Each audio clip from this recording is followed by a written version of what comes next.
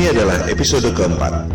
Pada 3 episode sebelumnya, kita sudah menjawab 5 dari 10 argumen yang selama ini membuat kita yakin bahwa bumi berbentuk bola. Pada episode ini, kita akan membahas topik nomor 6 dan 7, yaitu soal perhitungan gerhana dan horizon yang tampaknya membuktikan bahwa bumi ini lengkung. Kita mulai dengan topik ke-6, tentang gerhana yang bisa diprediksi secara akurat oleh NASA. Kita sejak kecil diajarkan bahwa gerhana bulan terjadi akibat bulan masuk bayang-bayang bumi yang berbentuk bola. Suatu hal yang tak mungkin terjadi jika buminya datar.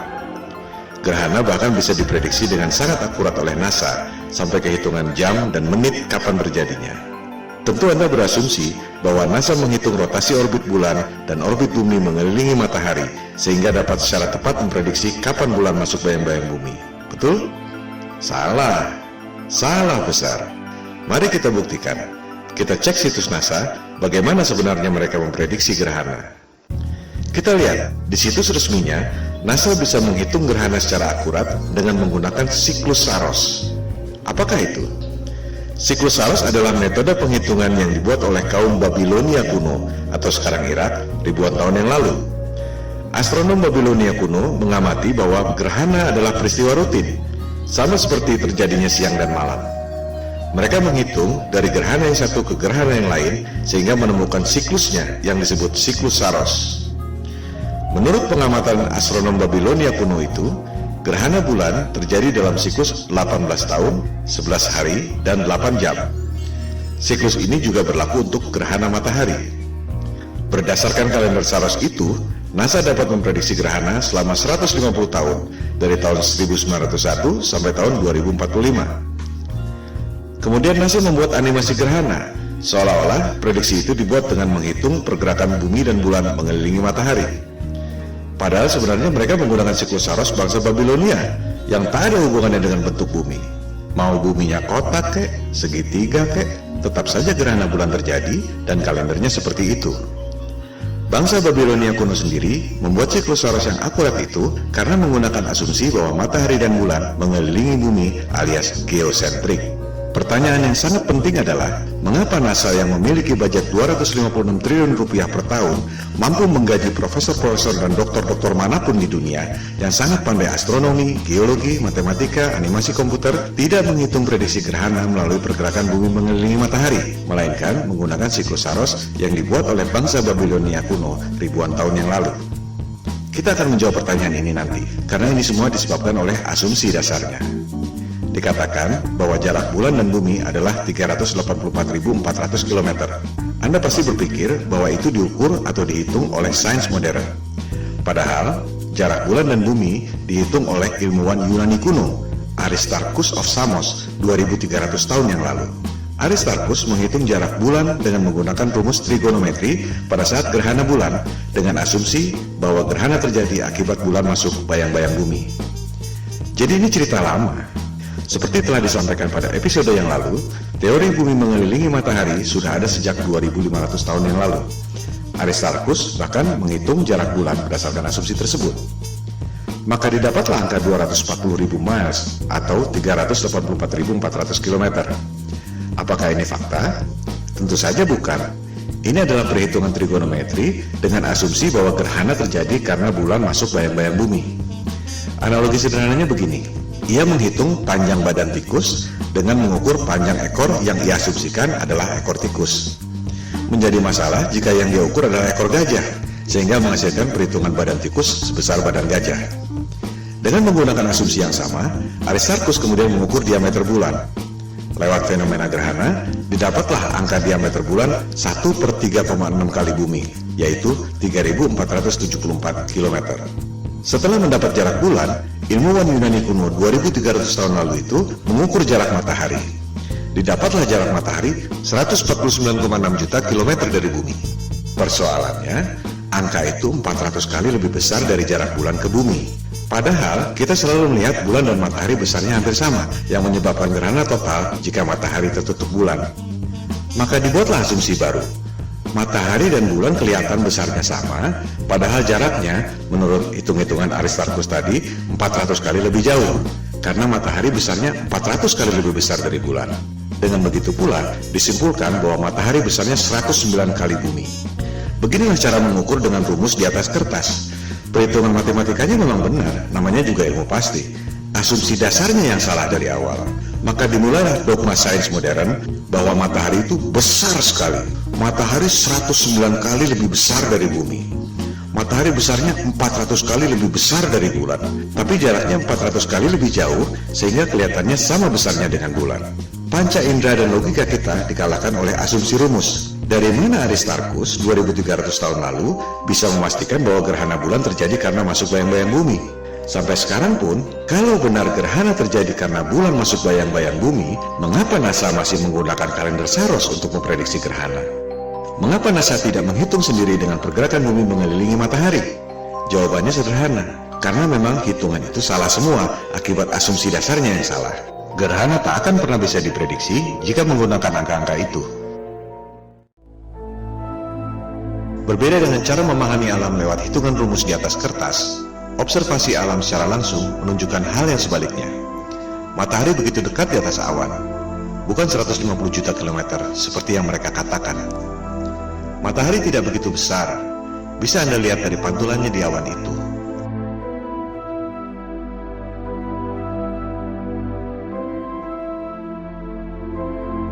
Pantulan warna putih di awan itu hanya bisa terjadi jika mataharinya tidak sebesar dan tidak sejauh seperti yang mereka katakan. Di permukaan bumi, kita bisa melihat cahaya matahari menyebar melebar dari balik awan. Hal itu tak mungkin terjadi jika mataharinya jauh dan buminya lengkung. Mereka beralasan bahwa itu disebabkan oleh atmosfer. Padahal, jika buminya lengkung, atmosfernya cembung dan cahayanya bukan melebar seperti itu, tapi justru mengerucut. Kita bisa buktikan sendiri fenomena ini dengan menggunakan karton yang dilubangi mengikuti pola awan tersebut.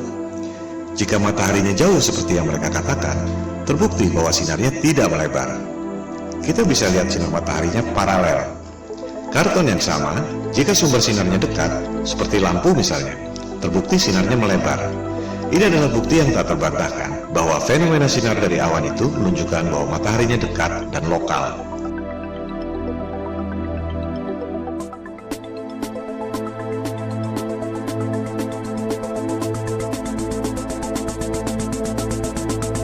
Rumus trigonometri yang sama bisa diterapkan dengan asumsi yang berbeda. Tak perlu menggunakan asumsi bayangan di bulan. Perhitungan trigonometri jarak matahari bisa dilakukan dengan asumsi yang lebih nyata, yaitu derajat kemiringan sinar matahari yang bisa diukur dari bayangan benda di bumi. Dibutuhkan setidaknya 3 lokasi yang berbeda. Sama seperti Google Maps bisa memprediksi jarak Anda dengan menggunakan 3 tower Telkom yang berbeda. Bedanya, cara mengukur ketinggian adalah dengan menggunakan triangulation, yang biasa dilakukan untuk mengukur ketinggian gedung, gunung, dan lain-lain. Hasilnya, jarak matahari hanya 3.583 miles atau 5.766 km saja. Matahari dan bulan begitu dekat. Dari jarak itu, bisa dihitung diameter matahari, yaitu 32 miles atau 51,5 km. Begitu pula diameter bulan, yang besarnya memang hampir sama. Matahari dan bulan tak sebesar seperti apa yang dipropagandakan selama ini. Semua orang bisa mengukur jarak dan diameter bulan dan matahari tanpa menunggu gerhana, seperti yang dilakukan oleh Aristarchus 2300 tahun yang lalu. Buat apa menghitung trigonometri berdasarkan bayangan yang ada di bulan? Kita semua bisa menghitung trigonometri berdasarkan bayangan yang ada di bumi.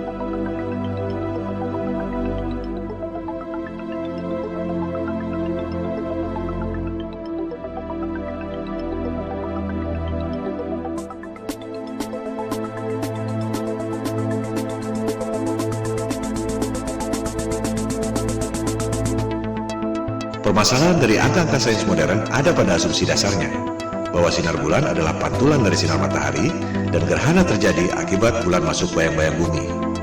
Itu adalah teori, bukan fakta. Bulan punya sinar sendiri yang sifatnya berbeda dengan sinar matahari. Faktanya, efek sinar bulan terhadap hewan dan tumbuhan berbeda dengan efek sinar matahari.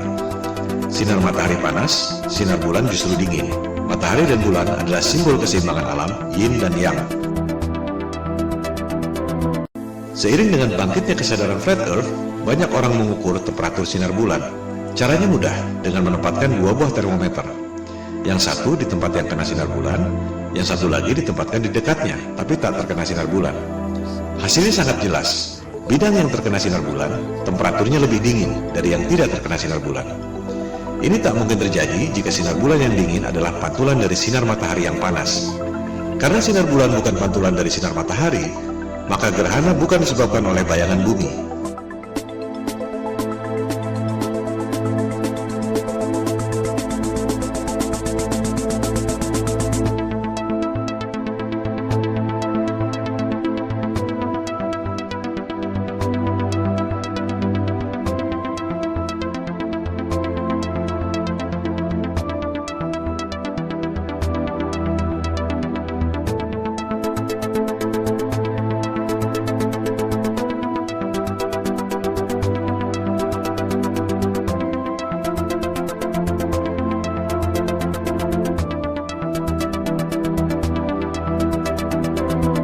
Begitu pula jika kita perhatikan bulan pada pagi hari, jelas terlihat bahwa itu bukanlah bayangan bumi, melainkan langit di belakangnya. Bagaimana mungkin bayangan bumi bisa berwarna biru langit seperti itu?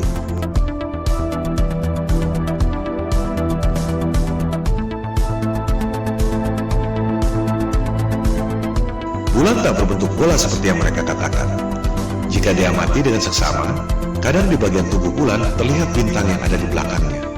Itu sebabnya zaman dulu ada simbol bulan dan bintang, di mana bintang memang benar-benar terlihat menembus tubuh bulan.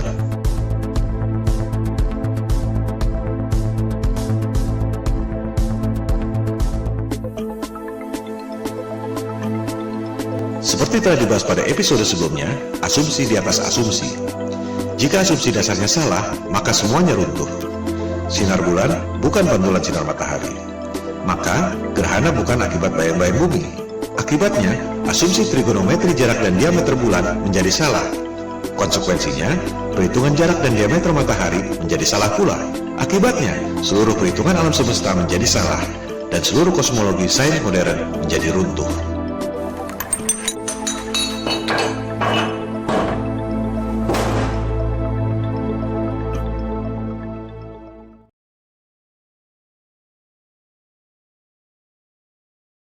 And so I'm going to show you the mathematics behind how we can predict when they're going to happen. We can do the calculations on the elliptical orbit of the moon as the Earth goes around the sun, and we can calculate how often the moon goes between the sun and the Earth. Unfortunately, it's not that simple.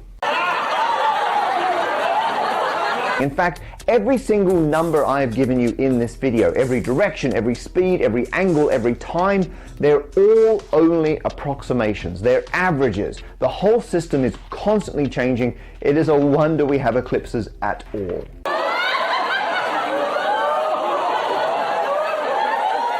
What this means is we can't make any meaningful, proper, long-term predictions about solar eclipses.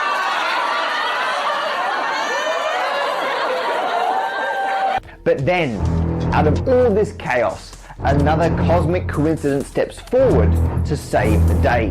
It's called the Saros cycle, and it allows us to predict when eclipses are going to happen in the reasonably near future. Maka kita kembali pada pertanyaan di awal tadi. Mengapa NASA, yang memiliki budget 256 triliun rupiah per tahun, mampu menggaji profesor-profesor dan doktor-doktor manapun di dunia yang sangat cerdas dan memiliki pengetahuan yang hebat, tidak dapat menggunakan angka-angka tersebut untuk memprediksi gerhana? Bukan karena para profesor dan doktor itu bodoh, melainkan karena memang angkanya yang salah, tak akan bisa digunakan untuk prediksi gerhana. Sebaliknya, para profesor dan doktor itu pasti tahu bahwa angka-angka itu sebenarnya salah. Mereka adalah bagian dari elit global. We don't have time for a meeting of the Flat Earth Society. Dengan demikian, kita simpulkan topik nomor 6 ini, persepsi bahwa prediksi gerhana NASA merupakan bukti bahwa bumi ini berbentuk bola dan mengelilingi matahari adalah salah besar. Pertama, terbukti NASA menggunakan siklus Saros yang dibuat oleh bangsa Babilonia kuno yang tak ada hubungannya dengan bentuk bumi. Kedua, NASA mempropagandakan berbagai animasi tentang terjadinya gerhana tanpa skala dan perhitungan untuk mengelabui umat manusia sedunia, seolah-olah gerhana terjadi akibat pergerakan orbit bumi dan bulan. Ketiga, ketidakmampuan NASA untuk memprediksi gerhana lewat angka-angka propaganda dan dogmatik sains itu justru menunjukkan bahwa angka-angka tersebut sebenarnya salah. Akibatnya, seluruh kalkulasi turunannya, yaitu alam semesta menurut sains modern, adalah penyesatan, Tuhan palsu yang didesain secara sistematis untuk menjauhkan umat manusia dari agama dan ketuhanan lewat kebohongan sains modern.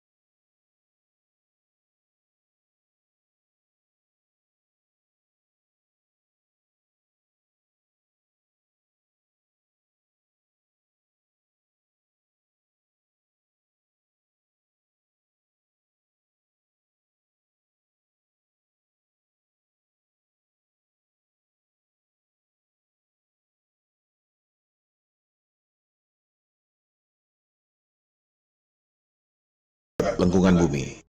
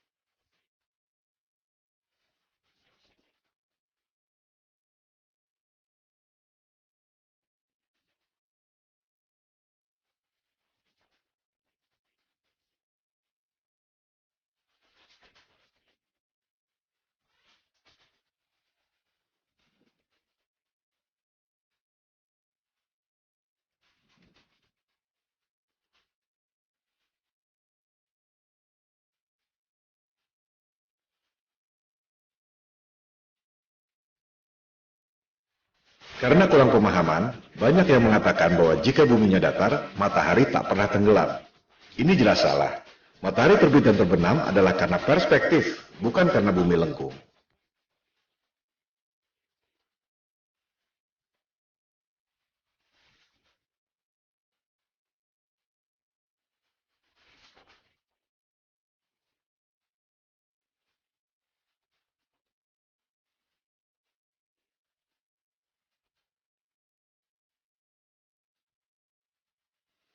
Fakta lain yang sangat menarik adalah, matahari tampak lebih besar jika direkam di ketinggian, dibanding jika direkam dari permukaan tanah. Di ketinggian sebelah kiri itu, mataharinya lebih besar dari di sebelah kanan. Jika matahari jaraknya 150 juta kilometer seperti yang mereka katakan, tak akan ada pengaruhnya jika dilihat di ketinggian beberapa kilometer saja. Fenomena ini justru menunjukkan sebaliknya. Di ketinggian, tanpa matahari lebih dekat, tak mungkin terjadi jika mataharinya berjarak 150 juta kilometer.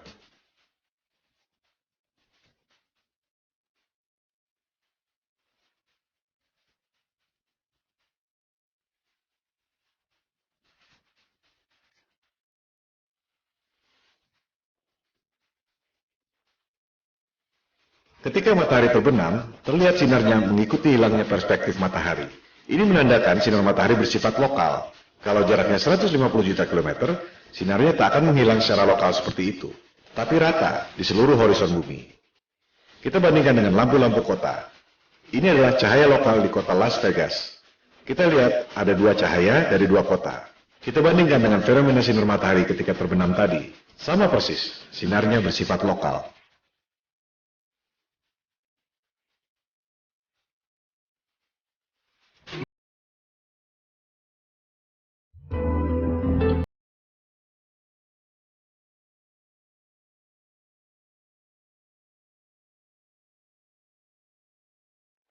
Hal lain terkait topik horizon dan perspektif adalah fenomena pelangi. Terjadinya warna-warni itu memang bisa dijelaskan dengan mudah akibat refraksi cahaya melalui prisma atau butiran air. Tapi tetap saja bentuknya lurus. Tak pernah ada penjelasan yang memuaskan mengapa pelangi bentuknya lengkung. Silakan Anda cek berbagai referensi sains. Salah satunya, yang paling terkemuka adalah Profesor Walter Lewin yang sudah puluhan tahun mempelajari fenomena pelangi. Ia sangat bagus dalam menjelaskan bagaimana cahaya berefleksi pada butiran air hujan dari ketinggian.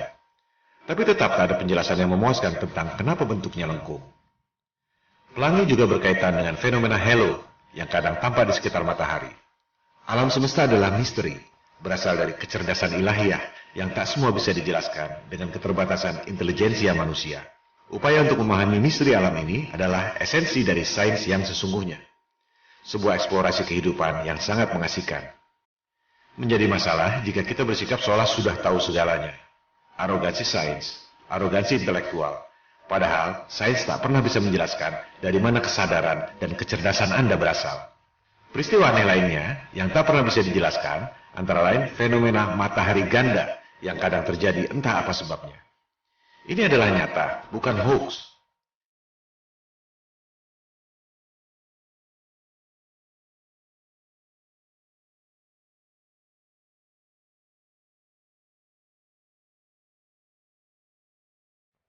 Jika kita tidak tahu, kita harus bilang bahwa kita tidak tahu. Dan kita melakukan riset dan eksplorasi untuk memahaminya. Demikian halnya dengan pelangi dan halo. Apa yang membuat pelangi melengkung? Apa yang membuat fenomena halo? Satu hal yang pasti, kita bisa membuat pelangi sendiri dari bidang air yang memang benar-benar lengkung. Kalangan Flat Earth memandang pelangi dan halo sebagai refleksi dari kubah celestial atau the firmament dalam kitab Taurat terjemahan King James atau yang disebut sebagai langit 7 lapis dalam Al-Quran.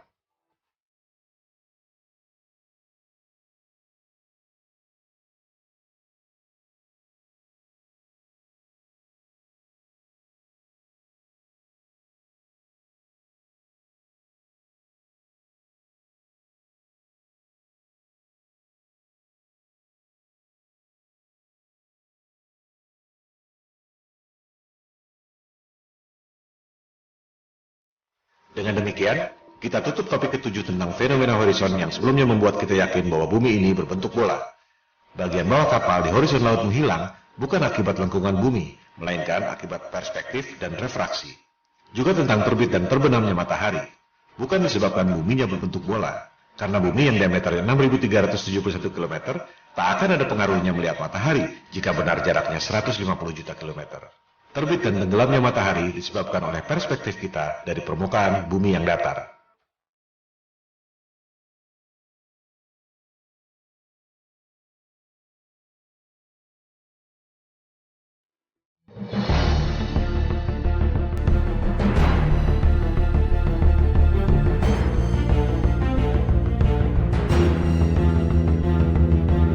Episode kelima membahas tentang bagaimana penerbangan dari barat ke timur akan kembali tiba di barat. Juga dibahas bagaimana USGS, lembaga survei geologi paling kredibel di dunia, membuat peta bumi bola berdasarkan peta bumi datar dengan menggunakan rumus matematika yang dibuat oleh Al-Biruni, cendekiawan Muslim 1000 tahun lalu.